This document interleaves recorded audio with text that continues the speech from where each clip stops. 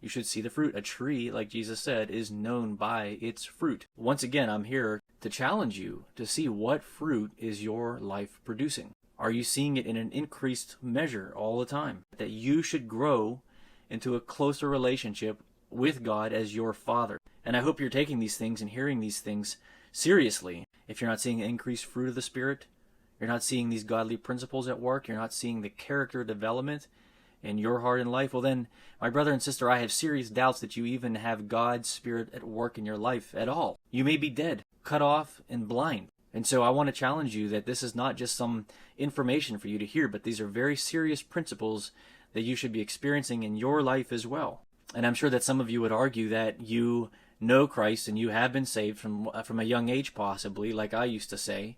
And I would argue and tell you, no, a tree is known by its fruit, just as Jesus taught. And also as Peter taught, if you read 2 Peter 1:9, where Peter talks about these principles of spiritual growth, and in the previous verses as well, and this character development and these fruit that we should see in our lives. And he says that if you lack these things, then you are short-sighted and possibly blind or basically dead. That blind word is the same word that Jesus used to scold spiritually dead Pharisees. And that's what Peter describes people who are not growing and maturing in these things, growing in the fruit of the Spirit, producing more fruit for God's kingdom, not stagnant. What is your tree producing? So with that, I want to urge you strongly and firmly that you should start inspecting your life and looking for the fruit of it. And don't be looking at other people until you've done this yourself. Don't worry about other people, the fruit that they're producing. They've got their own problems, and you need to take the plank out of your own eye first. You need to produce fruit and see what real godly fruit looks like in your life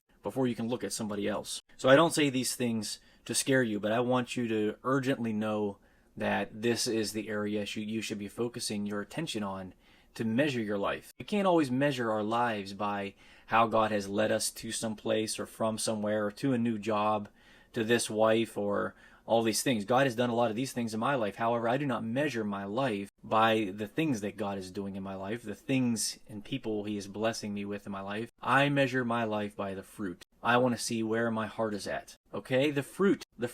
You stop bearing fruit. You stop dropping off the fruit, and here a little bit of bad fruit comes out, and you've treasured that in your heart. You know when it is, when you have made these small decisions in your heart to turn away from God. And then the fruit starts coming out later, right? The rotten fruit. So we need to examine these things right away, keep them in check, and test ourselves to see that we are really in the faith. Okay? And if we find that, yes, we're in the faith, but we're lacking something good to bear for God's kingdom, then we need to address that right away. Don't let that sit and rot and go